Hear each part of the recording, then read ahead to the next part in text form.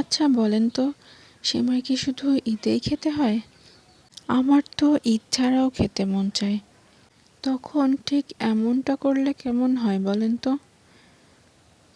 একটা কড়াইতে দারচিনি, এলাচ, তেজপাতা, কিশমিশ, কাজু বাদাম, কাঠবাদাম বাটারের মধ্যে দিয়ে একটু ভেজে নিয়ে, নারকেল দিয়ে একটু ভেজে নিয়ে, সেমাইগুলো দিয়ে একটু ভেজে নিয়ে, একটু চিনি, একটু দুধ দিয়ে নাড়াচাড়া করতে করতে করতে করতে যদি এমন একটা রেজাল্ট আসে, তাহলে কিন্তু ঈদ ছাড়াও সেমাই রান্না করা যায়।